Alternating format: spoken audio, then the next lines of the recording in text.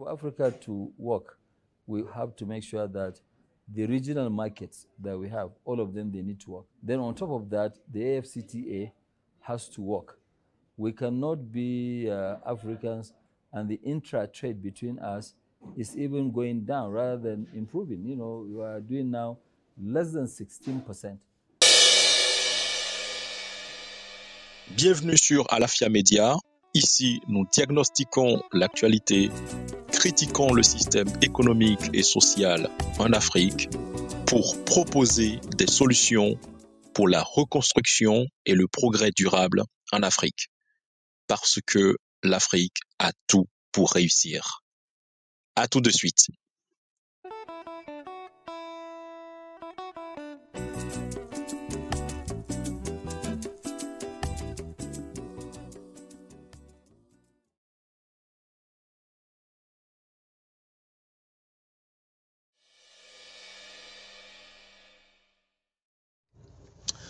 Bienvenue sur Alafia Media, bienvenue à toi Alafia Note.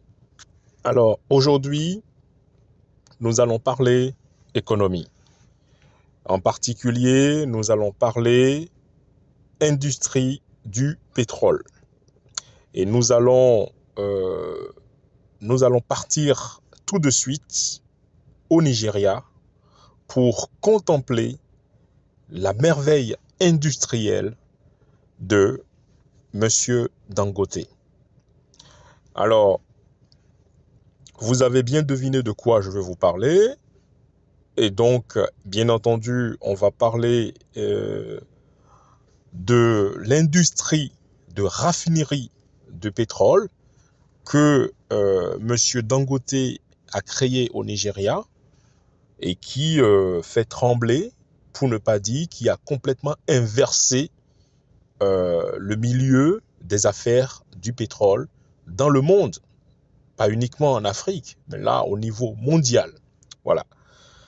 Alors tout de suite, on va commencer par l'impact de cette raffinerie sur l'économie africaine et ensuite on parlera bien entendu de la déflagration qui s'opère en ce moment dans le milieu du pétrole international.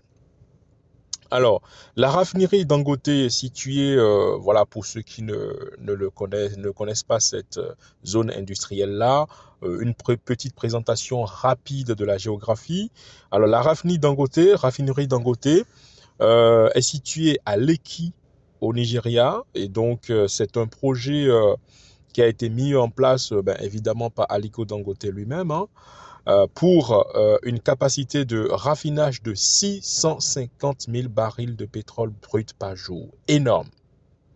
Et cela vise, bien entendu, à réduire la dépendance de l'Afrique, parce qu'il l'a dit lui-même, voilà, Monsieur Dangote, il a fait beaucoup d'interventions, beaucoup d'interviews. Il a insisté sur le fait que l'Afrique a pour devoir de transformer ses matières premières sur place. Voilà. Il n'est plus question d'envoyer les matières premières brutes comme ça de découvrage, si je puis m'exprimer ainsi, pardon, à l'étranger, où ça nous revient beaucoup plus cher. Donc aujourd'hui, le développement des nouvelles technologies nous permet, bien entendu, à nous aussi sur le continent africain, de pouvoir prendre le train, rattraper le train en marche, le train du développement économique, le développement technologique. Et pour ça, il faut non seulement avoir le courage de prendre cette décision, mais surtout, il faut traduire cette décision en acte concret. Et c'est ce qu'il a fait, Monsieur Dangote.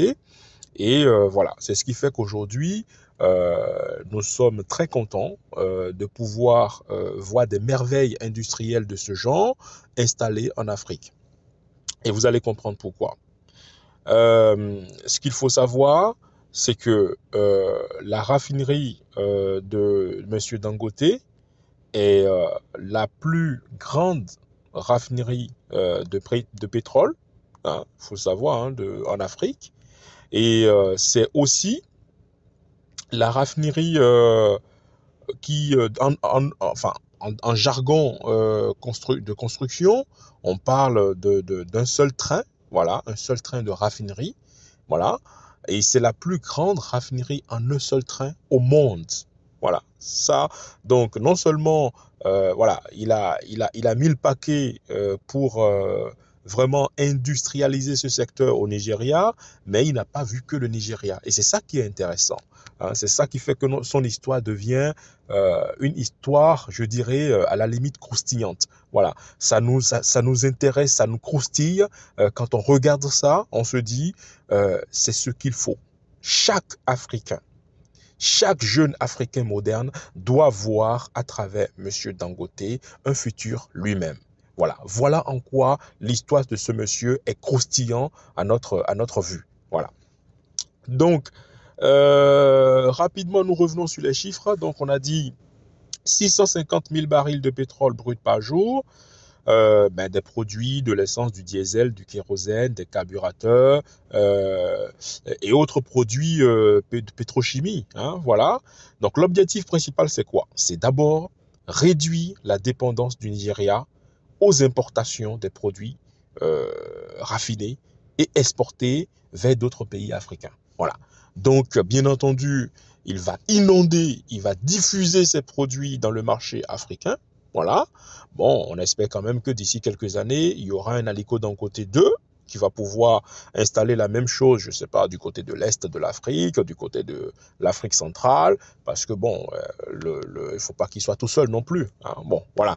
Donc, mais pour l'instant, on va l'applaudir lui, hein, parce qu'il a eu le courage de le faire, et ça, nous sommes ravis. Donc, c'est une installation, je vous l'ai dit, hein, un projet très ambitieux. Et voilà, ça a créé de nombreux emplois au Nigeria, mais pas que. Hein, parce qu'après, il y a le secteur de la logistique, voilà, distribution, en dehors même du territoire du Nigeria. Voilà, donc c'est très important. Et donc, voilà, l'impact au niveau de l'emploi, du développement industriel, ça ne, voilà, tout ça, ça a été mis en place, c'est en route, voilà, ça stimule vraiment la croissance, même dans les secteurs connexes, comme la pétrochimie, la logistique, les infrastructures, je vous l'ai dit, et surtout, quelque chose de très, très important, c'est la stabilisation des prix des carburants en Afrique. Ah oui, ça c'est très, très important. C'est-à-dire que du fait d'avoir une industrie de raffinerie de cette taille-là, de ce rang mondial, sur le continent africain, génère de facto la maîtrise de la volatilité des prix au niveau du pétrole. Donc, on aura moins de fluctuations, hein, bien entendu liées au cours des marchés internationaux. Le coût du transport et de distribution seront également réduits, hein, ce qui est très important parce que pour une fois que le pétrole s'associe un petit peu à l'écologie, bon, on ne se garderait pas de le souligner. Voilà. Autre point important, c'est l'augmentation des exportations africaines, bien entendu, hein, pas qu'au niveau de l'Afrique, parce que bon, effectivement, les produits seront exportés vers d'autres pays africains, mais au-delà, hein, les produits seront achetés en Europe, même si en Europe ou aux États-Unis, c'est plutôt la course à la voiture électrique. Mais bon, il y a quand même un besoin au niveau des voitures thermiques qui est là. Donc, voilà, il y aura de l'exportation vers ces zones-là aussi. Et l'avantage, bien sûr, de la présence de cette industrie en Afrique, c'est bien entendu de renforcer le commerce intra-africain. Très important parce que on le dit jamais assez, jusqu'à présent, le commerce se fait plutôt en extra, hein, de l'Afrique. Mais là, on commence pas à voir le commerce intra-africain qui se développe de plus en plus. Et ça, c'est une très, très bonne chose pour l'économie africaine. Donc voilà. Et bien entendu, la diversification de l'économie du Nigeria, ben, ça, on n'en parle plus. Hein, voilà. Et puis, ben, bien entendu, ça va permettre au Nigeria d'avoir de véritables écoles. D'abord, renforcer les structures qui sont en place, mais dans l'avenir, avoir de véritables écoles de la pétrochimie, voilà, parce qu'avec des installations de ce type sur place, il y a de quoi faire, voilà, d'étudier tous les cas d'école possibles, il y a de quoi faire sur place, voilà. Donc, c'est une très très bonne nouvelle que je vous annonce. Alors bien entendu, l'industrie tourne à plein régime et donc voilà, nous ne pouvons que féliciter une fois de plus monsieur Aliko Dangote pour cette prouesse, pour cette réalisation, parce que c'est très très important de le souligner, parce que c'est très rare et donc il faut le souligner avec toute la force, l'énergie positive qui encourage ce type d'audace et d'industrialisation. C'est très très important pour l'Afrique. Et voilà, nous espérons que dans les années à venir, il y en aura beaucoup plus, beaucoup d'autres industries de ce type-là ou dans d'autres secteurs, vraiment parce que l'Afrique en a besoin.